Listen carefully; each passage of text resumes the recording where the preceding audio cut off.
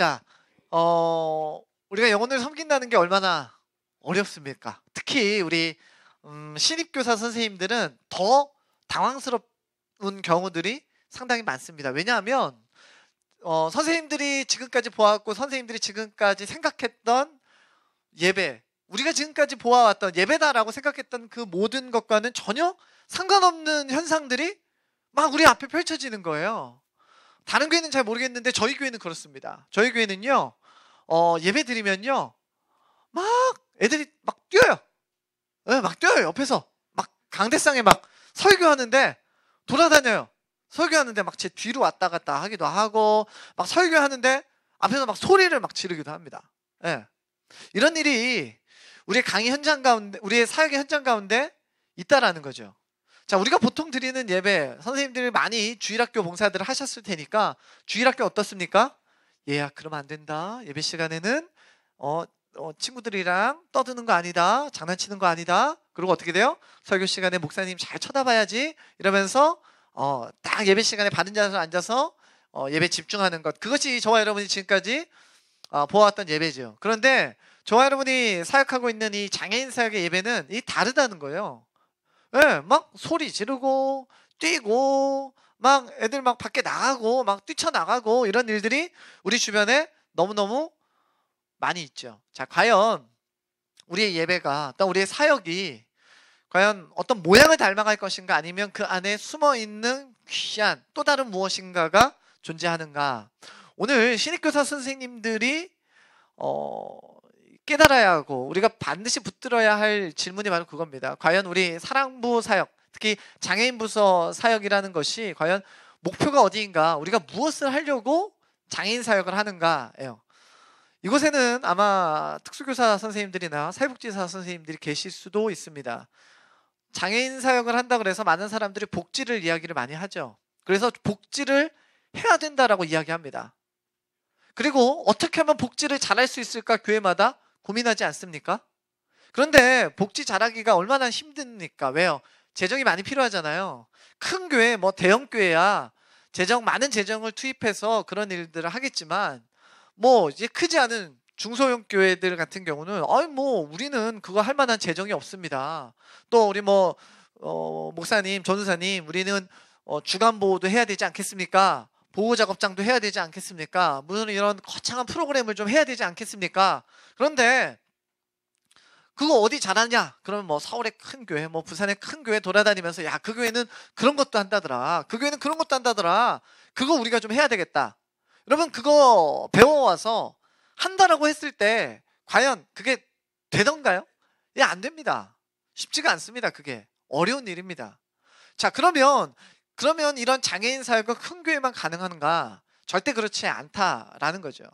왜냐? 장애인 사역은 규모나 프로그램이 아니라 그 영혼을 향한 하나님의 마음을 나누는 것이 바로 장애인 사역이기 때문에 그렇습니다. 만약 여러분이 그러한 마음으로 장애인 사역, 특별히 장애인 부서를 섬기기 위해서 여러분이 오셨다면 정말 잘 오신 것입니다. 자, 우리가 장애인 사역을 하는 이유가 있습니다. 왜요? 우리에게 맡겨진 무엇인가가 있기 때문이죠. 우리가 장애인 사역을 하는 이유는 분명히 우리에게 맡겨진 소망이 있고, 장애를 가지고 있는 형제 자매들에게도 마찬가지로 맡겨진 소망이 있기 때문입니다. 자, 그러면 우리에게 있어서 가장 중요한 것이 무엇인가? 프로그램보다, 특수교육보다, 사회복지보다 더 앞서야 되는 건 무엇인가 하는 거죠. 자, 우리 사랑부 형제자매들, 장애를 가지고 있는 형제 자매들에게 있어서 그 형제 자매들의 인생의 목표가 뭘까요? 인생의 목적이 뭘까요? 그 형제 자매들 왜 이 땅 가운데 태어났을까요? 정답을 아시는 분들이 아마 있을 겁니다. 네, 하나님의 영광을 위해서, 하나님의 영광을 드러내기 위해서. 자, 어떻게 해요? 어떤 사람은 예수님 시대, 예수님께서 말씀하시는 그 말씀 이후에 그 사람이 어떻게 됐냐면 그의 장애가 사라져 버렸습니다. 하나님의 영광 하실 일을 나타냈죠. 자, 그러면 우리가 사랑부 형제자매들을 통해서 하나님이 역사하시는 것을 본다라는 것, 그러면 여러분들이 장애인을 섬기려면 장애인을 섬겼을 때 얘 장애가 없어져야 되는 거 아닙니까? 그래야 하나님의 영광이 나타나지 않습니까? 야, 호산나 교회 사랑부 보냈더니 장애가 없어졌더라. 여러분, 만약에 그런 사건이 벌어지면 전국에 있는 장애인 다 호산나 교회로 몰릴 겁니다. 그럼 저는 그런 일이 없어요. 아쉽게도 장애가 사라지지 않더라고요. 저는 전 개인적으로 2002년 제가 2002년에 처음 전도사라는 이제 사역자라는 타이틀을 가지고 사랑부 사역을 시작했습니다. 지금까지. 그리고 이미 뭐 그 전에 장애인 부서에서 교사한 것까지 포함하면 더 오래전이죠. 제가 전도사 2002년에 전도사가 그때 제가 대학교 신학교 3학년이었거든요. 제가 신학교 3학년 때부터 사랑부 전도사를 했어요. 여러분 제가 사랑부 전도사 그 대학교 3학년이 얼마나 빠릿빠릿 얼마나 열심히 했겠습니까? 한번 잘해보겠다고 교회에서 한번 능력 있는 전도사라고 한번 인정 한번 받아보려고 여러분 제가 얼마나 열심히 했겠어요. 정말 막 밤을 새가면서 했습니다. 밤을 새가면서 애들 뭐 하나 주는 것도 밤을 새가면서 제가 막 했다니까요. 잘해보려고. 제가 설교를 준비를요 막 파워포인트 그때 당시에 파워포인트도 많이 안 썼는데 최신 기술 요즘이야 파워포인트가 누구나 다 쓰는 거지만 그때 당시만 해도 2002년까지만 해도 최신 기술이었습니다. 최신 기술 파워포인트 제가 기술 배워가지고 막 소리 막 꽝꽝꽝 막 나고요. 막 사자 막 울음소리 막 어흥 나고요. 선생님들이 난리 났어요. 예.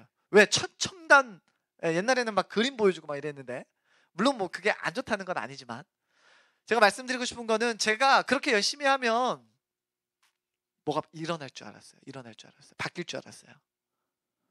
진짜 바뀔 줄 알았어요. 안 바뀌더라고요.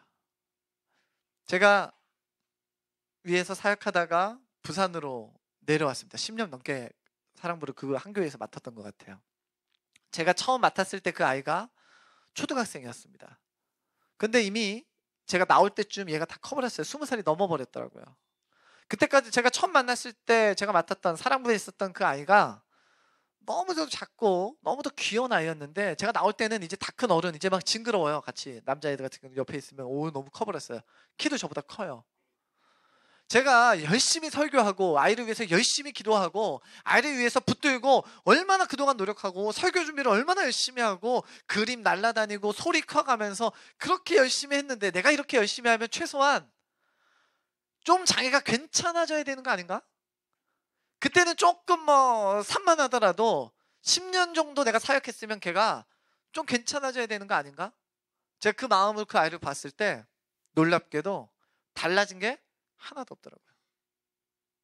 장애가 사라지지 않더라고요.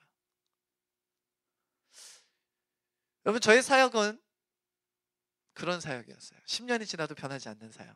그렇다고 해서 저는 제 사역이 무의미했다고 생각하지 않습니다. 왜냐? 사람을 섬길 때마다 저는 사람이 바뀌는 것을 보았기 때문입니다. 물론 그 장애가 사라지는 건 아니었어요. 하지만 그 아이를 통해서 하나님께서 어떻게 역사하시는지를 저는 보았습니다. 사람이 바뀌더라고요. 정말 사람이 바뀌더라고요. 오해하시면 안 됩니다. 이 장애가 사라지진 않았습니다. 하지만 사람이 바뀌었어요. 옛날에는 천방지축 여기가 어딘지도 모르고 막 뛰어다녔던 아이들이 똑같이 뜁니다. 하지만 왜 뛰냐?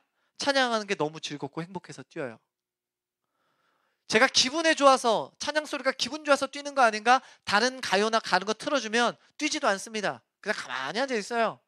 그런데 얘는 찬양 소리만 나오면 뜁니다. 그리고 그냥 뛰는 게 아니라 그 표정이 달라집니다. 어떻게 하냐고요? 본 사람은 압니다. 아이가 바뀌더라고요.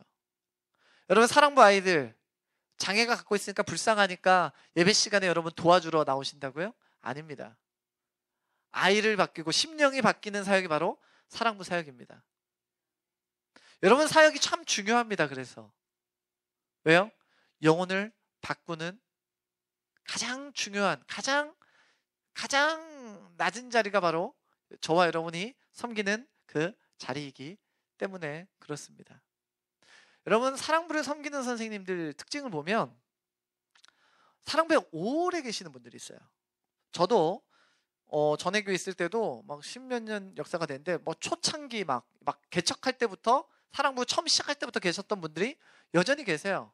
제가 지금 맡고 있는 수영록교회에도 초창기 세울 때부터 지금 여전히 계시는 분들이 있습니다.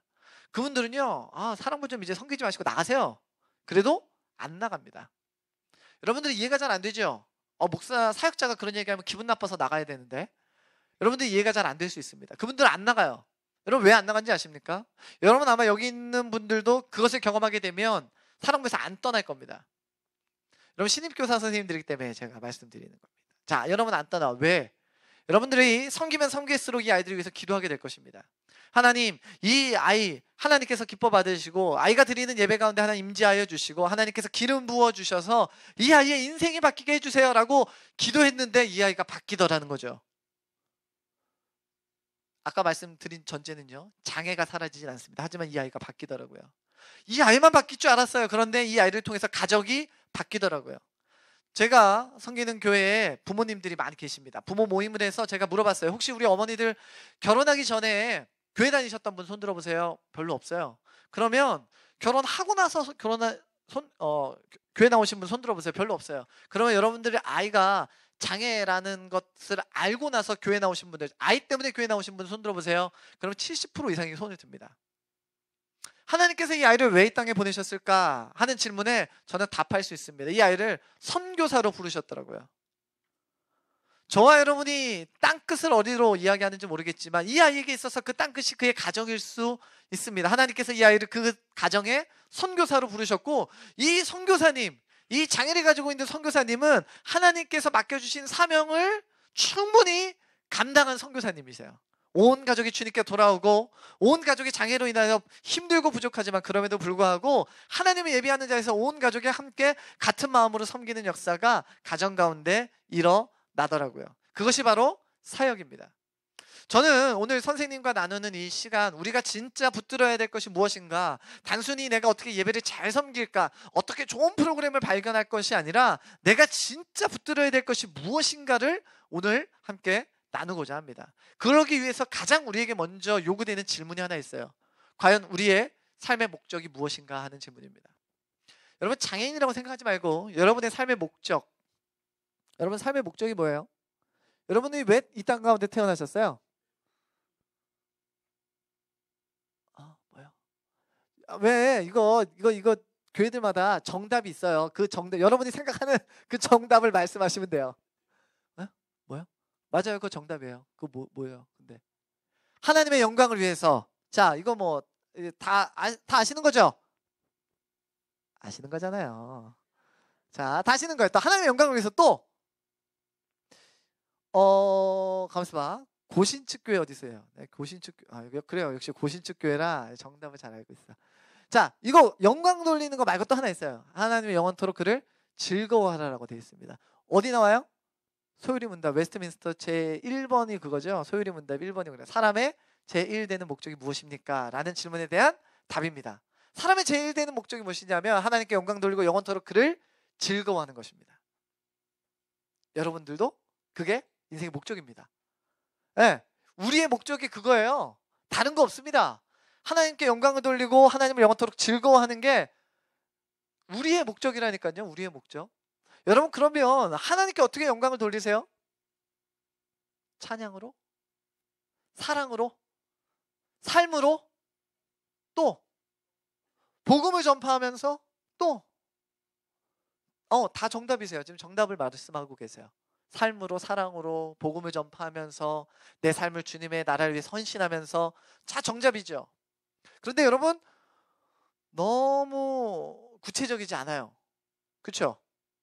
하나님께 영광을 돌린다는 뭔가 우리에게 있어서 조금 보이지 않는 곳에서 일어나는 뭔가가 있는 것 같기는 한데, 과연 그것을 내 말로 설명하기가 너무 어려우니까 우리는 설명합니다. 영원토록 그를 즐거워하는 거야. 주님의 뜻대로 사는 거야. 주님의 말씀대로 사는 거야. 뭐 이런 식으로 우리도 이렇게 형이상학적으로 뭔가를 이야기를 하죠. 그런데 하나님은 그렇게 형이상학적이신 분이 아닙니다. 하나님은 영광 받으실 방법에 대해서 분명히 이야기하고 계십니다. 여러분, 하나님께서 이스라엘 백성과 그의 자녀된 관계를 맺기 위해서 그 자녀된 징표로 주신 것이 있습니다. 그의 하나님의 자녀, 하나님의 백성이 되기 위한 징표가 있어요. 이스라엘 백성에게는. 남성들 같은 경우는 할례를 행하게 했습니다. 뭐예요? 이게 단순히 무슨 위생적이거나 아니면 뭐 다른 이유가 있어서 그런 것이 아니라 하나님과의 약속이에요. 하나님께서 보여주셨어요. 하나님께서 보여주신 약속이 그것입니다. 또 이스라엘 백성에게 그 징표가 있다면 바로 제사입니다. 하나님의 백성이라면 하나님께 제사 드리는 것이 그의 삶의 뭐예요? 정체성이에요. 하나님의 백성이 아니면 제사 안 드려도 돼요. 하나님의 백성은 뭘 드려요? 제사를 드렸죠. 그것이 바로 하나님의 백성 된 삶의 삶이었습니다. 중요한 지표였죠. 자, 그러면 오늘 우리가 아까 했던 질문 다시 한번 해볼까요? 저와 여러분이 하나님의 영광을 위해서 하나님을 영원토록 즐거워한다라고 했을 때 과연 우리는 어떻게 즐거워할 수 있는가? 과연 우리가 하나님을 즐거워하는 그 구체적인 행동이 무엇인가? 아까 말씀드렸던 복음 전파나 선교나 사랑이나 섬김이나 구제, 여러분 그런 거일 수 있지만 그것들은 어떻게 보면 조금 파편적인 거고요. 진짜 중심에는 무엇이 있냐? 예배가 있습니다. 별표가 한 100개쯤 쳐져 있어야 됩니다. 여러분 사랑부, 장애인 부서의 가장 중요한 건 예배입니다. 할렐루야. 예배입니다. 여러분 이거는요 머릿속에 기억해 주시고요. 기억해 줄 뿐만 아니라 형광펜을 한 100번씩 쳐놓으셔야 됩니다. 왜요? 우리가 섬기는 장애를 가지고 있는 형제자매들 때문에 우리는 사랑부 하면 뭐랑 이렇게 연결을 많이 시키냐면 복지랑 연결을 많이 시킵니다. 사랑부는 그래서 복지해야 되는 곳처럼 생각해요. 그러니까 사랑부를 세워져 나감에 있어서 다른 교회 뭐 하나 보자 이렇게 가서 뭐 보냐? 어떻게 복지하나 보는 거예요. 야, 저 교회는 주간보호도 있구나. 보호작업장도 있구나. 야, 저 교회는 복지관도 있대. 뭐 이렇게 그 교회가 가지고 있는 여러 가지 사회적인 서비스에 우리가 눈이 많이 갑니다. 그런데 사랑부가 장애아동부서가 해야 될 건 그거는 좀 2차적인 거고요. 진짜 해야 될 건 예배입니다. 예배. 그래서 다른 프로그램에 힘을 2만 쏟으시고요. 8은 예배에 쏟으십시오. 어떤 데는요. 예배 짧게 우리 한 10분 15분 예배 드리고 프로그램 하는 거 음악치료, 미술치료, 교회에 있는 치료 선생님들 모셔다가 그런 거 예배 시간에 이렇게 주일날 하는 거예요. 왜? 엄마들 좋아하니까. 그럼 뭐가 돼요? 치료교실 되는 거예요. 예배는 점점 축소되죠. 그냥 찍고 가는 점이 됩니다. 그럼 뭐가 사람들이 많이 하게 되냐면 치료교실 쪽으로 많이 바뀌게 되는 거예요. 혹시 저는 잘 모르겠어요. 여러분들 상황을 잘 모르겠어요. 만일에 장애인 부서를 예배하는 부서로 세우셨다면 혹시라도 여러분 가운데 있는 여러 치료적인 접근이 있다면 가급적 제외시키십시오. 제외시키십시오. 우리의 가장 중요한 것은 바로 예배입니다. 예배하면 끝이에요. 교회가 복지, 여러분 요즘은 지자체에서 복지 잘합니다. 복지관들 지역마다 요즘은 잘 세워져 있고요. 뭐 경제적으로 어려운 친구들은 뭐 여러 가지 제도적인 구제할 수 있는 제도들, 또 경제적으로 지원할 수 있는 제도들이 교회보다 더 잘 돼 있는 것이 사회입니다. 사회가 하는 것 우리가 따라가지 말고 우리가 필요한 것을 먼저 해야죠. 그들의 삶을 고민하는 것은 그 2차입니다. 가장 중요한 것은 아이들이 어떻게 하나님 앞에서 온전하게 세워질 것인가에 대한 예배에 대한 민감성이 없으면 우리의 사역은 하나마나한 사역이죠. 그래서 여러분 예배가 중요한 거예요.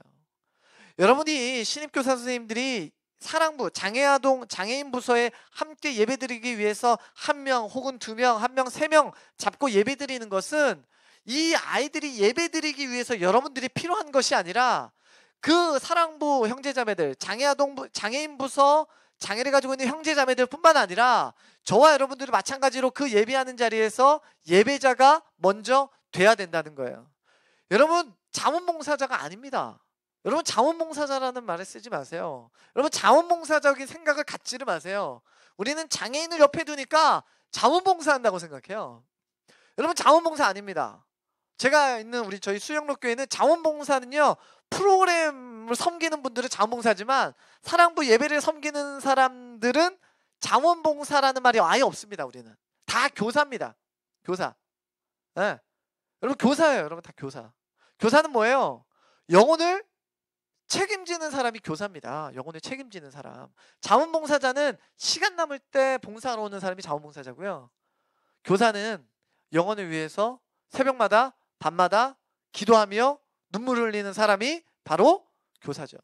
여러분은 교사입니다. 그래서 우리는 교사가 되어야 됩니다. 여러분에게 맡겨주신 그 한 영혼을 위해서 눈물을 흘릴 수 있는 교사가 되어야 합니다. 그렇기 때문에 예배에 대한 민감성을 가지십시오. 제가 어디 가서나 늘 얘기하는 게 바로 이 예배예요. 예배가 바로 세워지면 영혼이 바뀌게 되고 여러분들이 보게 될 것입니다. 아까 제가 얘기했죠. 오래된 선생님들, 사랑부에 오래된 선생님들이 왜 있냐? 이 선생님이 뭘 봤냐면, 야, 하나님께서 일하시는구나. 2016년 지금 이 시대 가운데도 자, 진짜 하나님 역사하시네. 하나님 일하시네. 하나님 살아 계시네. 라는 믿음의 간증을 어디서 얻냐? 사랑부에서 얻어요. 사랑부 섬기니까 하나님께 간절히 기도했더니, 하나님께 매달렸더니 하나님께서 그 기도 들어주시더라는 거예요.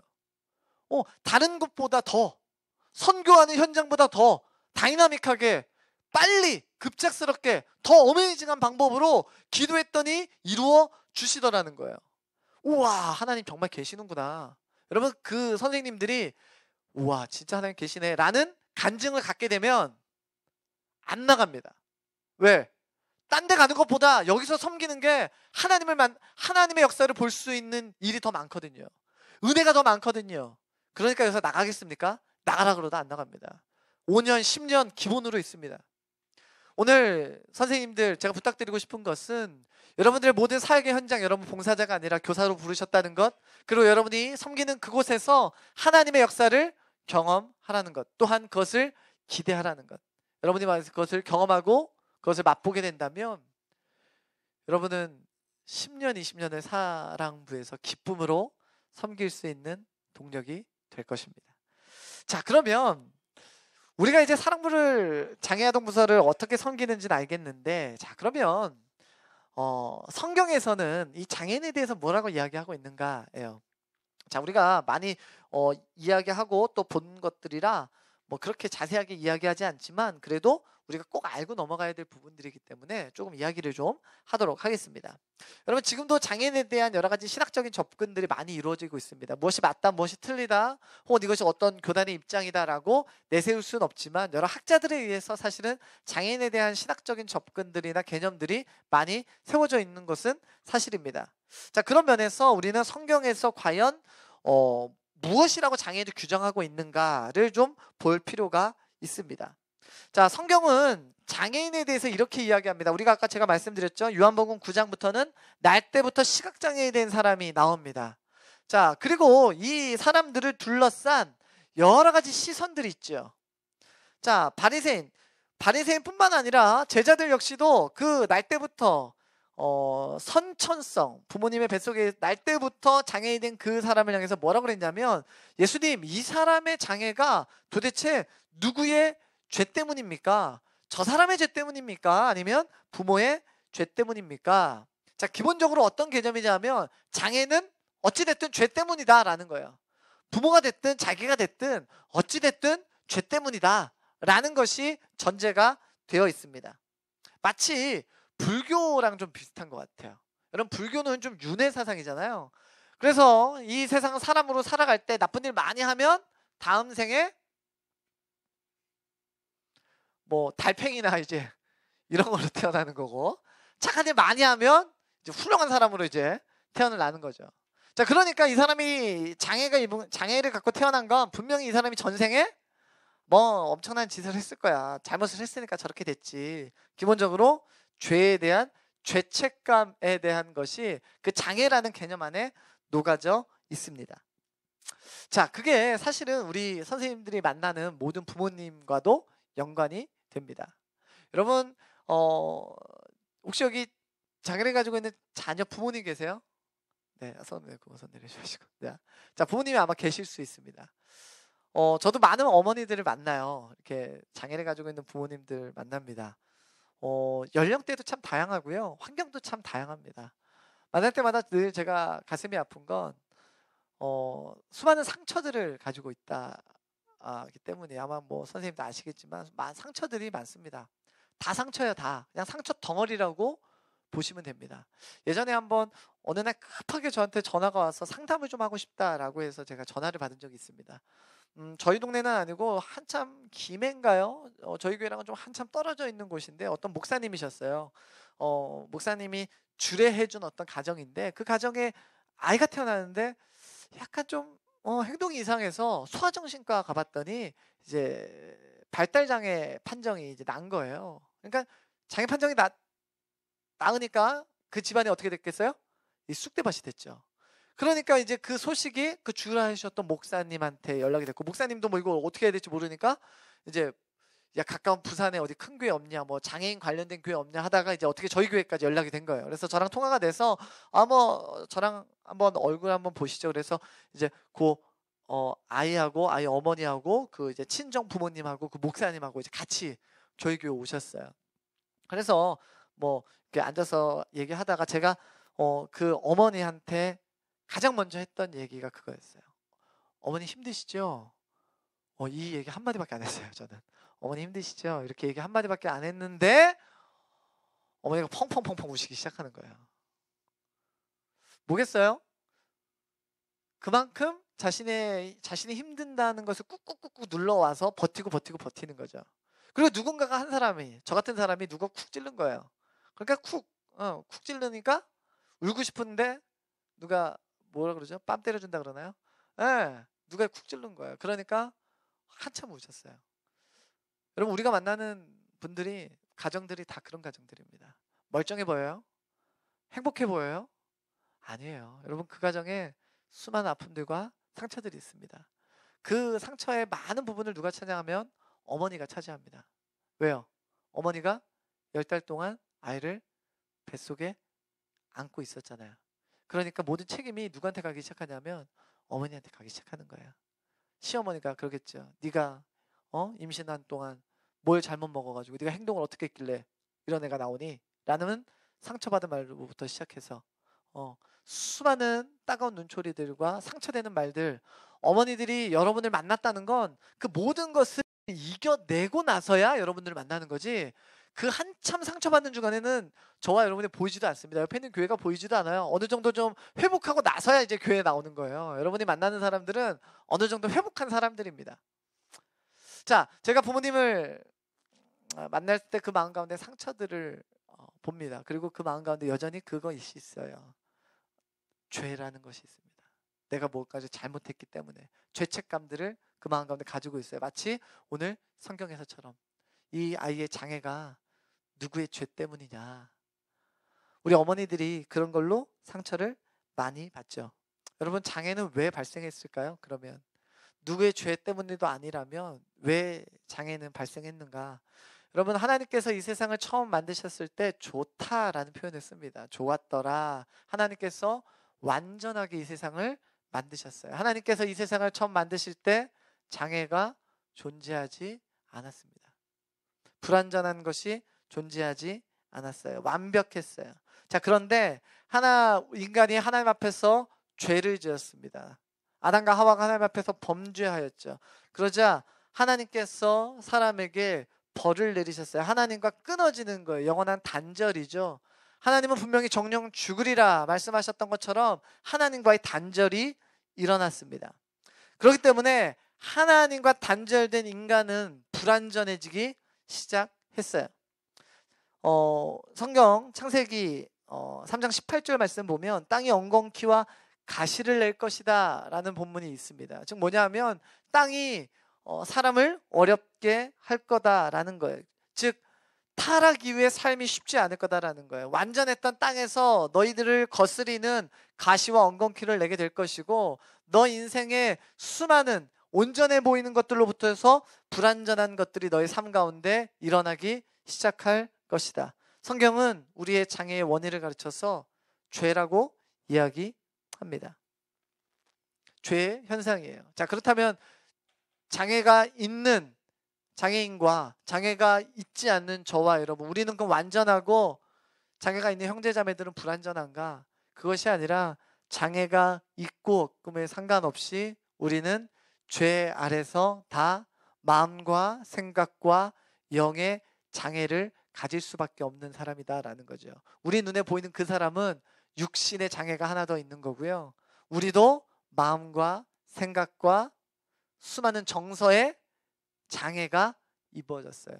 하나님을 닮아가지 못하는, 하나님을 닮은 완전한 창조에서 하나님과 단절됨으로 말미암아 우리는 불완전한 장애가 되어져 버렸죠. 자, 그래서 성경은 우리에게 있어서 불완전하다, 사람은 완전치 않다라고 이야기해주고 있습니다.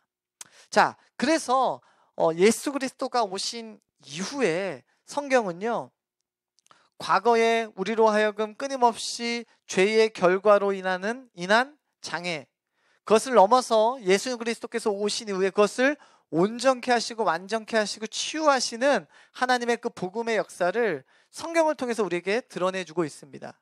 여러분, 예수님께서 수많은 병자들을 만나셨을 때, 또한 성경의 수많은 기록들을 보십시오. 누가 많이 나오냐면 장애인들이 많이 나옵니다. 장애인들을 고치시는 사역들이 많이 나오죠. 왜 하나님께서 장애인을 고치셨는가? 바로 하나님이 오셨을 때 회복될 세상, 또 불완전해서 죄로 인해서 하나님의 완전함으로부터 장애를 얻을 수밖에 없는 우리들에게 하나님이 약속하신 그 복음이 저와 여러분에게 들어왔을 때, 예수님의 그 구원의 사건으로 말미암아 우리의 영이 다시 한번 주님 앞에서 온전하여질 것이다 라는 것에 대한 예표로 하나님은 예수 그리스도는 이 땅 가운데 수많은 장애인들과 또한 병자들과 죄인들과 함께 하셨습니다.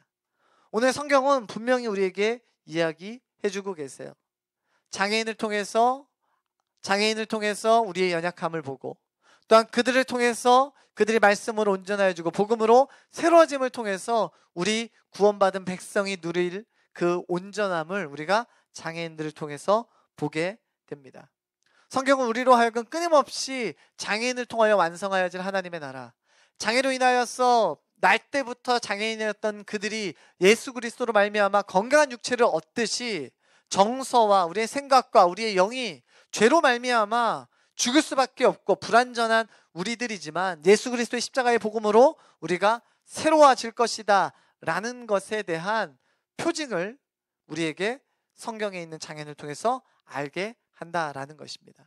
오늘 우리가 말씀을 통해서 그 장애인, 성경에서는 단순히 장애인을 한 사람의 연약한 사람으로 보는 것이 아니라 죄로 인해서 죽을 수밖에 없는 우리를 예표하는 어떤 대표자로 세우고 있고, 그들이 완전함을 우리에게 예수 그리스도로 인해서 완전하여지는 것을 우리에게 보여주고 있습니다.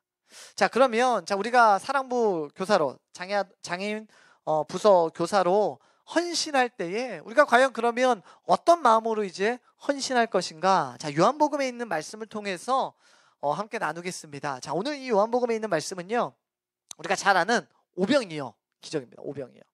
여러분, 오병이어에 대해서 알고 계시죠? 여러분, 5개 떡하고 물고기 2마리로 몇천 명? 5천 명 이상을 먹인 것이죠. 여러분, 사랑부를 섬기면 이런 오병이어의 기적이 엄청나게 나타납니다. 뭐 단순히 정말 먹을 것이 이렇게 풍성해지는 것만을 의미하지는 않습니다. 여러분, 오병이어, 보리떡 5개와 물고기 2마리는 보통 사람들이 먹는 그냥 점심의 양이었습니다. 어떻게 보면 좀 약간 소박한 점심이었죠. 그런데 그 점심이 예수 그리스도의 손에 들려지자 놀라운 일들이 벌어지기 시작했습니다. 여러분, 장애인 부서를 섬기다 보면은 놀라운 일들이 벌어지더라고요. 정말 오병이어 같은 별 볼 일 없고 그렇게 크게 영향력이 없을 것 같은 이 장애를 가지고 있는 한 영혼 때문에 모든 우리 공동체가 큰 은혜를 나누는 역사들이, 오병이어와 같은 역사들이 사역의 현장 가운데 나타나더라는 것이죠. 여러분, 오병이어의 이 작은 소년의 헌신이 없었다면 그것이 예수님의 사역의 현장 가운데 일어날 수 없었을 것입니다. 제가 사역할 때에 엄마들이 이제 가끔 오셔서 저에게 얘기를 좀 해주세요. 어떤 얘기냐면 아이들이 어떻게 변화됐는가 하는 얘기예요. 어떤 아이는요, 주일 아침만 되면 그렇게 일찍 일어나가지고 엄마를 깨운대요. 이 아이가 학교 다닐 때는요, 정말 8시, 9시에 막 안 일어나가지고 막 흔들어가지고 막 깨워가지고 학교 가고 그러는데, 얘가 기가 막히게 주일 아침만 되면 새벽 6시에 일어난대요. 그리고 자는 엄마 아빠를 막 다 깨우는 거, 온 집안을 다 깨워. 그래서 교회 가야 된다고 막 다 깨우는 거예요. 그래서 가방 챙기고 옷 챙기고 막 아침에 하여튼 집안에 난리 친다는 거예요. 혹시 주변에 그런 아이들 없으세요? 네, 그래요. 없어요. 자, 있겠죠 이제. 자, 이 아이가 너무 신기해서 엄마가 이게 너무 신기해가지고 얘한테 물어봤어요. 얘야 너는 교회 가는 게 좋냐? 교회 가는 게 좋냐? 학교 가는 게 좋냐? 그랬더니 아이가 교회 가는 게 좋대요. 너 교회 가는 게 왜 좋냐? 그랬더니 이 아이가 뭐라 그랬는지 아세요? 교회는 예수님이 계시잖아요. 그랬어요. 여러분 기적이죠. 여러분 저한테는 기적이었어요. 엄마가 그 어머니가 저를 찾아와서 그 얘기를 하셨어요. 교회는 예수님이 계시잖아요 라고 대답했어요 라고 저한테 대답하더라고요. 제가 그때 진짜 거짓말 하나 안 하고요, 이 발끝에서부터 머리끝까지 그 짜릿한 그 전기의 전율을 느꼈습니다. 그 아이가 예배 시간에 어떤 아이인 줄 아세요? 안 드려요. 예배라도 잘 드리면 내가 뭐라고도 안 하지, 예배도 안 드려요. 예배 시간에 막 돌아다니고 막 안 들어오고 막 간식 덮치고 막 이런 아이예요. 그런 아이인데 엄마한테 그랬다는 거예요. 저는 하나님께서 이 아이 가운데 함께 하시는구나, 이 아이 가운데 진짜 역사하시는구나, 하나님 살아계시는구나 제가 경험했습니다. 이 아이의 눈에는 이 자리가 어떤 자리냐? 예수님이 계시는 자리예요. 그 아이가 만날 예수님이 계시는 자리가 그 자리더라고요. 제가 갈 때마다 많은 곳에서 간증을 합니다. 이 간증을 하면 많은 선생님들이 참 같은 마음으로 감동하세요. 한 사람이 변화되는 것이 놀라운 일이죠. 그런데 그 변화가 우리 전체 공동체를 바꾸더라는 거예요. 작은 변화였지만, 그 입술의 작은 고백, 예수님이 계시잖아요 라는 작은 고백이었지만, 그 고백이 우리 공동체를 얼마나 풍성하게 하는지 몰라요. 그 뒤로 그 아이가 예배를 잘 드렸냐고요? 아니요. 똑같죠. 네, 똑같이 뛰고요, 똑같이 막 간식 덮치고요, 똑같았어요. 자, 그런데 그 다음부터 제가 그 아이가 달라 보이더라고요. 네, 달라 보이더라고요. 엄청난 일이 많이 일어납니다. 제가 저희 교회는 한 1년에 2번씩 세례 문답을 합니다. 제가 세례 문답을 해요. 그리고 세례도 제가 줍니다. 저희 교회 같은 경우는 이제 제가 줄 수 있게 돼 있어요. 그래서 제가 줍니다. 그렇기 때문에 제가 교육을 시키죠. 그런데 여러분, 아마 우리 선생님들이 담당하고 있는 아이를 한번 떠올려 보세요. 제가 교육을 하면 어떤 아이들은 대답을 잘하는 아이들이 있어요. 그런데 어떤 아이들 중에선 대답이 뭐예요? 이렇게 딴청 피고 이렇게 하는 아이들이 있어요. 물론 저는 이제 세례에 관련한 관점이 교회들마다 좀 다를 수 있습니다. 그러니까 저는 세례를 단순히 말로 고백해야, 나는 예수 그리스도를 믿습니다 라는 이 고백을 말로 해야 예수님 믿는 거다라고 보는 전통적인 관점을 조금 배제하고, 그 아이 가운데 역사하실 성령 하나님을 믿고 이 아이에게 세례를 줍니다. 마치 우리가 유아 세례 안 주는 교회들도 있죠. 저희 교단은 유아 세례를 주는데, 유아 세례를 주듯이 그 아이의 부모님의 믿음을 통해서 주듯이, 그래서 저희는 세례를 줄 때, 교육을 할 때 반드시 사랑부 교사가 그 뒤에 같이 서 있고 같이 교육에 참여하게 돼 있습니다. 자, 교육을 할 때였어요. 이 아이는 거의 우리 자폐성장애 아이들 보면 관심 없는 애들 있잖아요. 앞에서 뭐라고 떠드는지 만들지, 할 말 해라, 나는 딴짓하면서 상동행동이라고 하시죠. 이러면서 막 딴짓 계속 하는 거예요. 이런 아이였어요. 근데 제가 돌아가면서 물어보는 중요한 질문이 있어요. 예수님이 너의 죄를 위해서 어떻게 하셨어? 라는 질문이에요. 제가 이렇게 질문을 하다가 그 아이에게, 딴짓하는 아이에게, 야, 너 예수님이 어떻게 너를 위해서 죽으셨어? 라고 하는 질문에 얘가 팔을 딱 펴고요, 고개를 툭 숙이더라고요. 여러분 무슨 의미인지 아세요? 이 아이가 지금 뭘 표현하고 싶은 거예요? 십자가에 못 박히신 예수님을 이 아이가 몸으로 표현하더라고요. 그 아이가 원래 그런 걸 표현하는 아이가 아니거든요. 말도 못해요. 말하지 않아요. 그냥 이런 소리만 내는 아이예요. 그런데 그 아이에게 제가 질문을 했을 때 그 아이가 몸으로 표현하더라고요. 제가 깜짝 놀랐어요. 저는 기대하지 않았거든요. 이 아이가 무엇인가를 대답하리라. 대답을 하더라고요.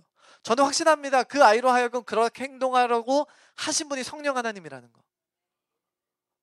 이 아이를 통해서 하나님 역사하시더라고요. 우리 아이는 아무것도 모를 것 같지만 성령 하나님께서 그 한 사람 한 사람을 주님의 자녀로 부르시고 주님의 은혜의 장 중에 쓰십니다. 마치 오병이와 같이 연약하지만 그것들이 많은 사람들에게 나누어졌을 때 얼마나 큰 풍성함이 은혜가 되어서 우리에게 오는지 몰라요. 저와 여러분의 사역의 현장이 이러한 오병이와 같은 간증이 넘치는 복된 자리가 되기를 축복합니다. 자, 우리 안에 이러한 마음은 좀 없어야 되는 것 중에 또 하나는요, 부끄러움이에요. 부끄러움. 여러분, 우리가 아이들을 이렇게 데려가다 보면 때로는 몰라요. 조금 부끄럽기도 한가 봐요. 그래서 아이들이 교회에서 소리 지르고 이러면 어떻게 하세요? 아, 죄송합니다. 아, 우리 아이가 장애가 있어서요. 아, 죄송합니다. 막 교회에서 남의 거 막 아이가 먹는 거 이렇게 과자 같은 거 주일학교 아이들이 먹고 막 지나가는 거 우리 아이들 막 과자 봉지 같은 거 막 뺐죠? 아, 우리 교회 애들만 그런가? 다른 교회들은 엄청 점잖은가 본데? 우리는 막 지나가 커피 뺏고 막, 예, 막 가다에 때리고 막, 예. 하여튼 별의별 일이 우리 많이 일어나는데 다른 교회는 안, 내가 하여튼 가볼 거예요. 내가 그런가 안 그런가 조사하러 가볼 거야. 아, 그렇죠? 예. 막 간식 뺏고 막 그렇거든요. 그럼 우리 어떻게 해요? 죄송합니다. 죄송합니다. 미안합니다. 미안합니다. 여러분 그러지 않으셔도 돼요. 그냥 한마디만 하세요. 아유, 우리가 사랑부라. 아, 사랑부라. 여러분, 이게 역사가 되고 히스토리가 됩니다. 물론 교회가 분위기도 중요하지만 부끄러워하지 마세요. 우리 아이들이 가지고 있는 장애의 행동들을 여러분 부끄러워하지 마세요. 그리고 교회로 하여금 그대로를 받아들일 수 있도록 해주십시오. 예수님께서 그 오병이어 작은 것들을 받으셔서 야, 너 이렇게 보잘것 없냐? 야, 이거 말고 좀 좋은 빵 없냐? 보리빵 같은 거 말고 좀 쌀로 된 거 있잖아. 좀 럭셔리한 거. 이런 거 없냐? 야, 좀 포도주도 좀 한 잔 있었으면 좋겠는데. 뭐 이렇게 하지 않으셨어요. 그 작고 연약한 것을 들어 쓰셔서 많은 사람들에게 풍성히 나누어 주도록 한 예수님께서 하셨습니다. 예수님이 그를 부끄러워하지 않으셨어요. 우리도 사역의 현장 가운데서 우리 은혜의 통로인 우리 사랑 형제자매들, 우리 장애인 형제자매들을 부끄러워하지 마세요. 저희 교회는요, 어떤 아이가 있냐면 예배 시간만 되면 앞으로 뛰어나가는 여자아이 하나가 있어요. 이 아이가 역사성이 있으세요. 왜 있냐? 제가 부임하기 전부터 뛰었어요. 제가 부임하기 전부터 뛰고 있었어요. 이 아이가 처음에 교회 왔을 때 교회가 난리가 났습니다. 왜냐? 아까 제가 말씀드렸죠. 저희는 수영로 교회입니다.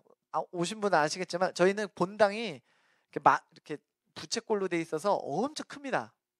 그리고 저희는 상당히 이제 전통교회, 이렇게 우리 원로 목사님 정필도 목사님 원래 이렇게 점잖으신 정필도 목사님이시기 때문에 저희는 예배 시간에, 특히 설교 시간에 움직이면 큰일 납니다. 움직이면 안 돼요.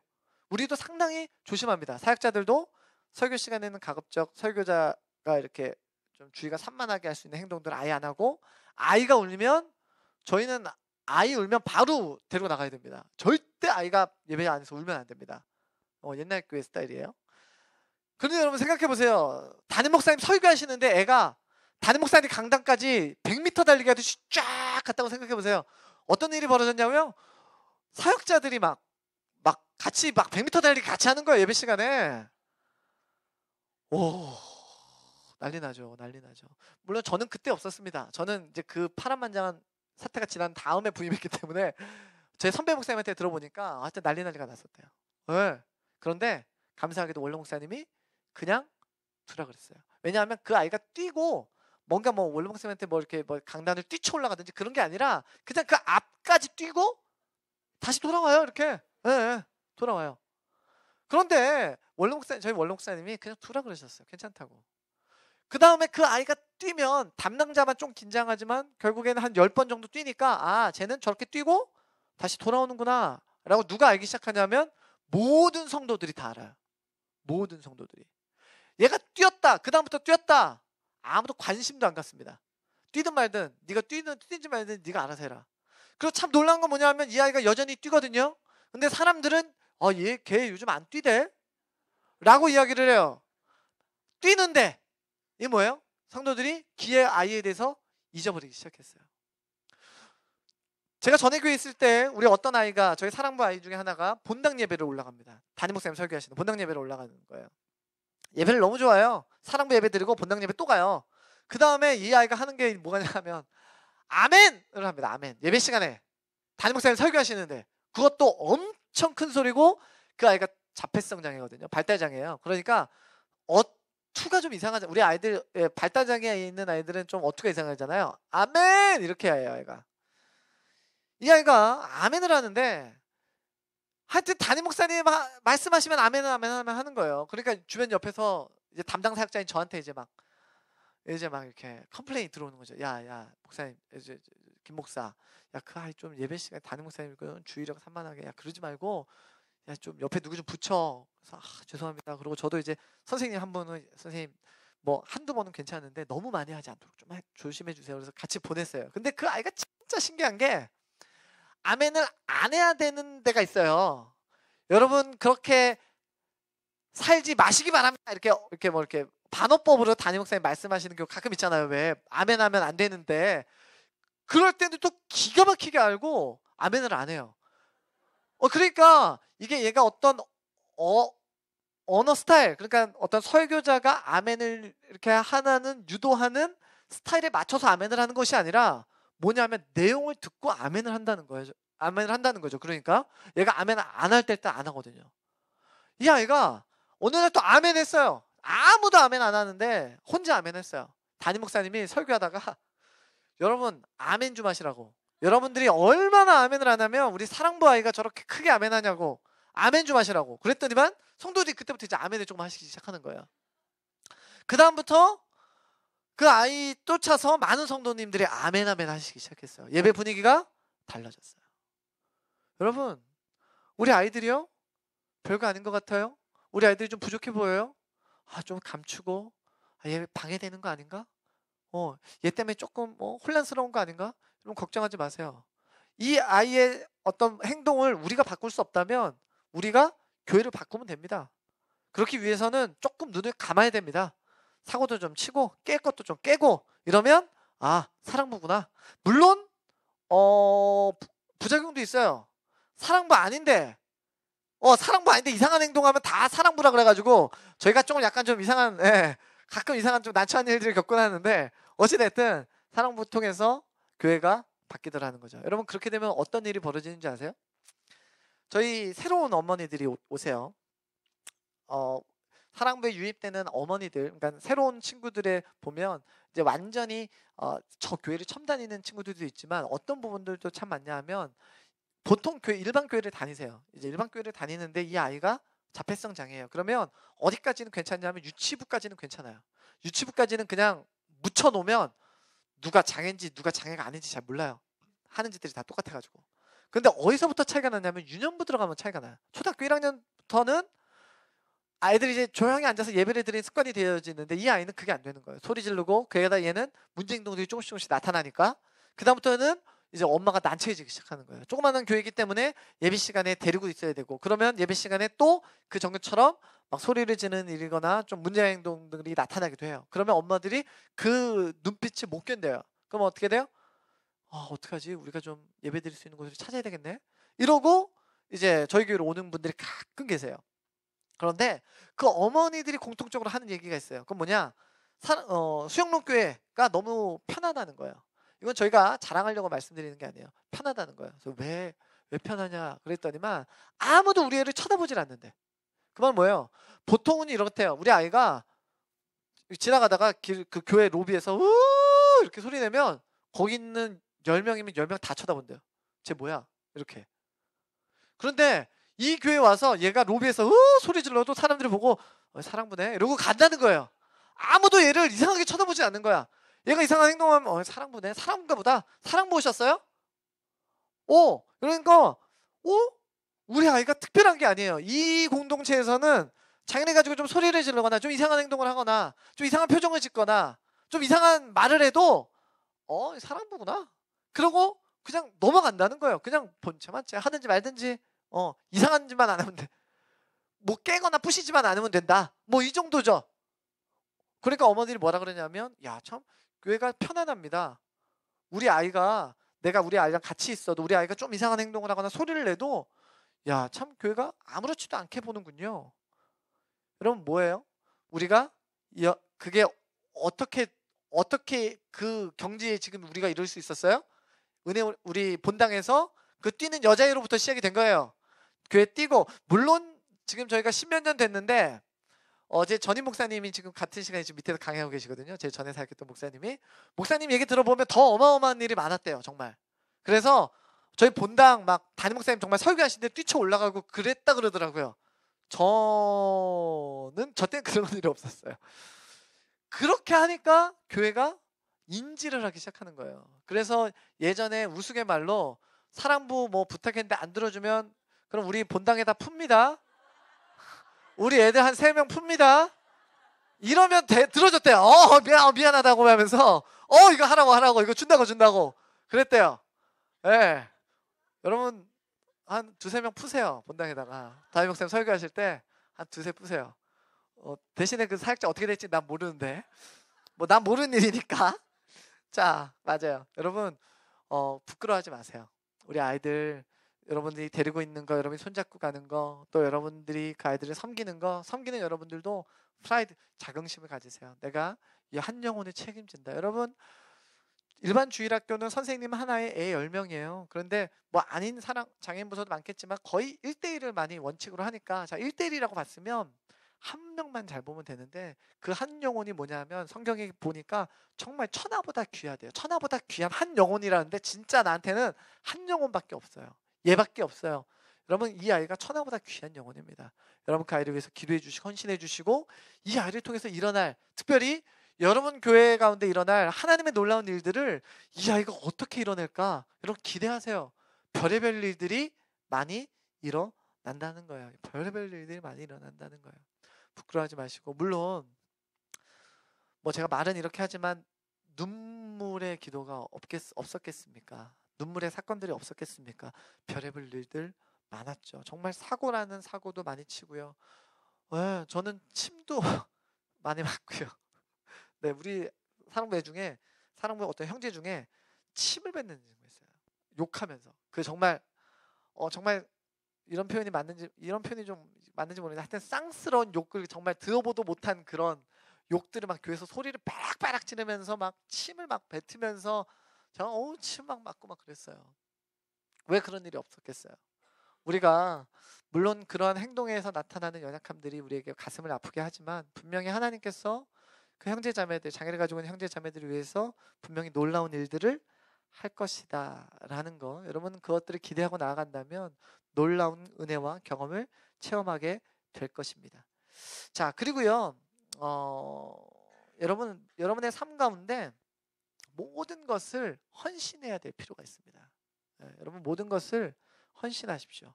특별히 장애인 부서를 섬기는 게 여러분 너무너무 힘든 거예요.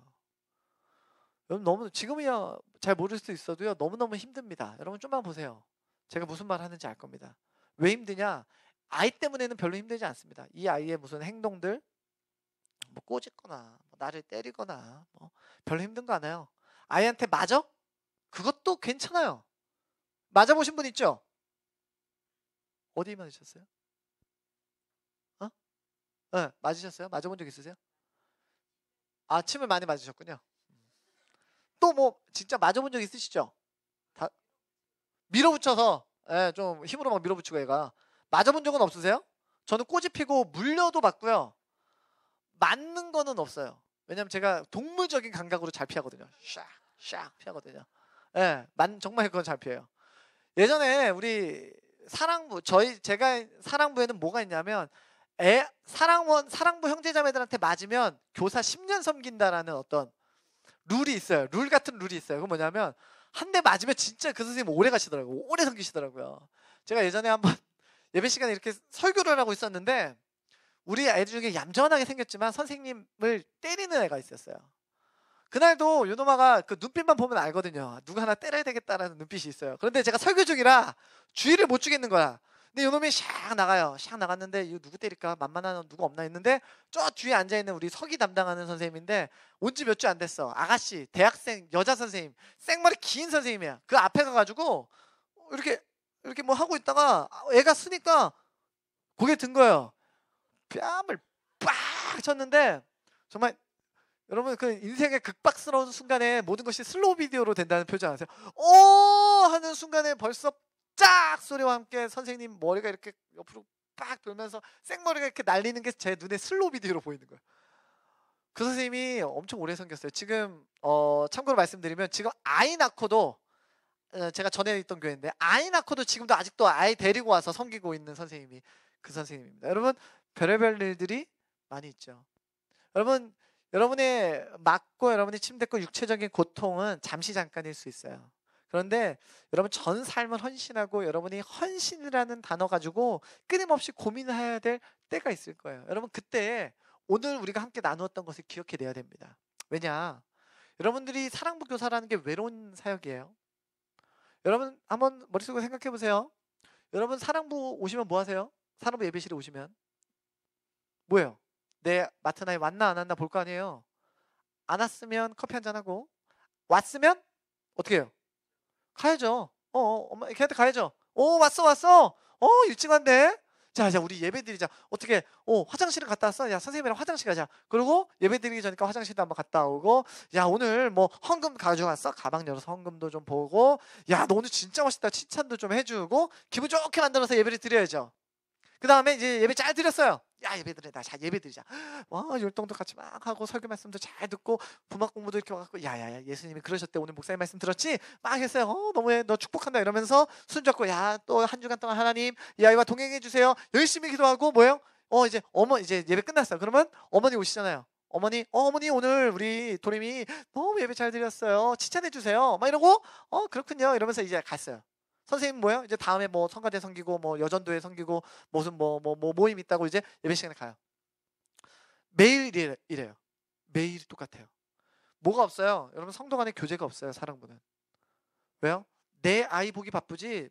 심지어는 맨 왼쪽 앞에 앉아있는 선생님하고 오른쪽 맨 뒤에 앉아있는 선생님하고 인사 한 번도 못하고 그 주간 지나갈 수 있는 게 사랑부예요.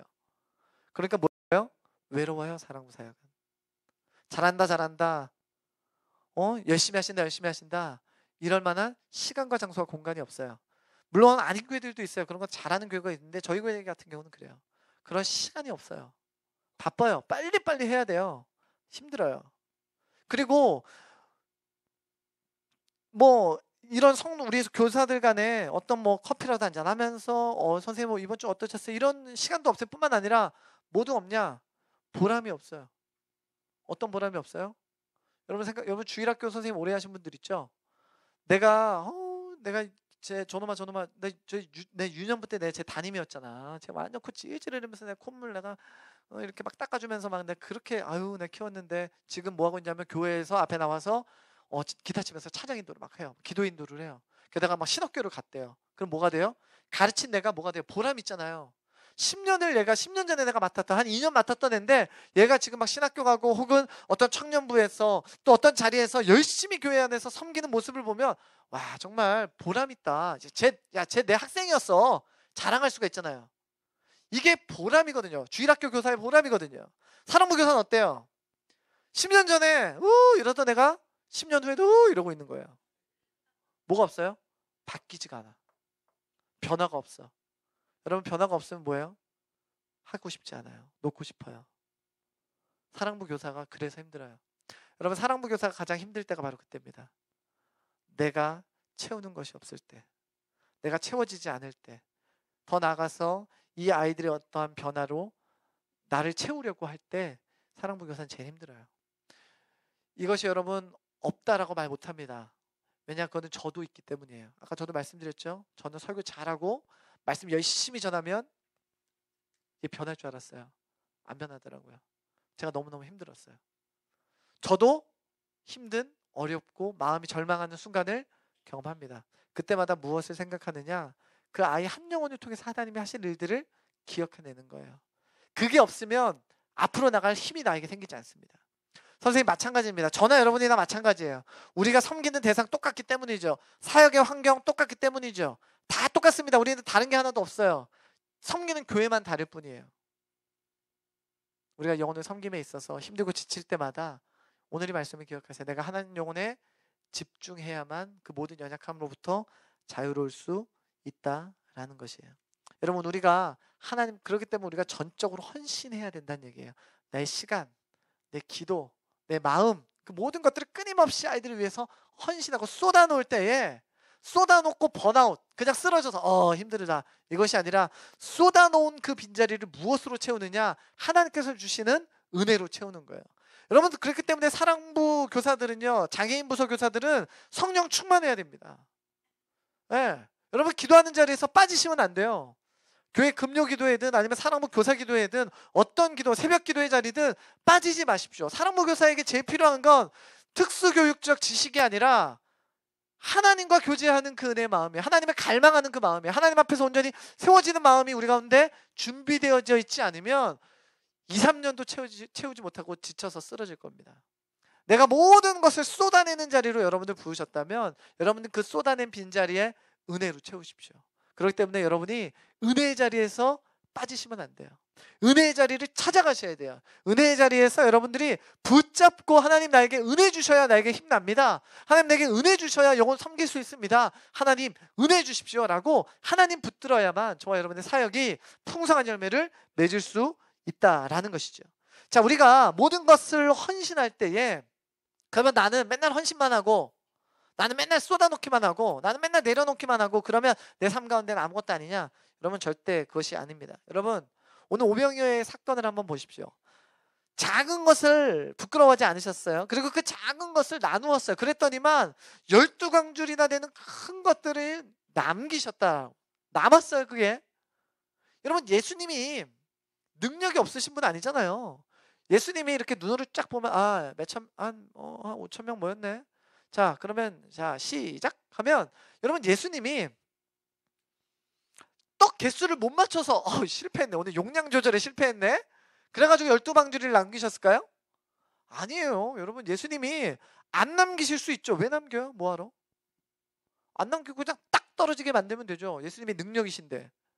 그런데 남기셨어요. 자, 여러분, 예수님은요, 우리 가운데 기적을 베푸시지만 그 기적을 단순히 우리가 매일매일 조금씩 근근히 살아갈 수 있는 은혜만 베푸시는 것이 아니라 차고 넘쳐 흐를 때까지 저와 여러분을 축복하신다는 거예요. 저와 여러분이 우리가 장애인 사역, 우리가 사랑부 형제자매들, 우리 부서 장애인 부서 사역 가운데 올인하면서 나아갈 때, 우리가 헌신하면서 나아갈 때 하나님께서 저와 여러분의 삶을 축복해 주시는데 단순히 그냥 매일매일 살 수 있는 근근한 힘 주시는 것이 아니라 풍성하게 차고 넘쳐서 흘러 넘치도록 하는 놀라운 은혜를 부어 주신다는 거예요. 하나님께서 사랑부를 기쁨으로 섬길 때에 여러분이 이 땅 가운데 살아갈 때 어려움 당치 않게 하신다는 거죠. 여러분의 육체적인 어려움들이 있다면 하나님께서 건강케 하신다는 거예요. 여러분, 막혔던 모든 장애물들 뚫어주신다는 거예요. 제가 얼마 전에 정말 지난주입니다. 지난주 제가 신방할 때 우리 권사님, 사랑부 생길 때부터 계셨던 우리 권사님 계세요. 권사님이 열정이 엄청 나시거든요. 그 권사님이 맨날 하시는 소리가 그거예요. 내가 사랑부 섬겨서 이렇게 복받았다고. 사랑부 섬겨서 복받았다고. 이거는 내가 어디 가서든지 간증한대요. 내가 사랑부 섬겼더니 복받는다. 그래서 주변에 보이는 사람마다 야야야, 사랑부 와. 사랑부 가면 하나님 복 주셔. 그분이 왜? 립 서비스?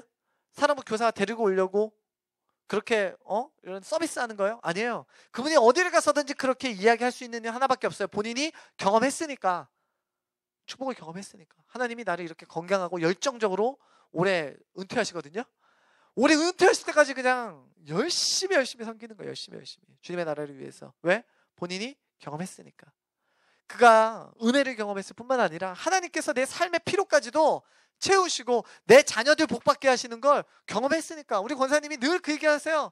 내가 사랑부 섬겼더니 우리 자녀들이 잘 되더라. 우리 자녀들이 복받더라. 야, 너도 와. 여러분, 하나님께서 섬기는 저와 여러분들 그냥 두지 않으십니다. 저와 여러분들 축복하세요.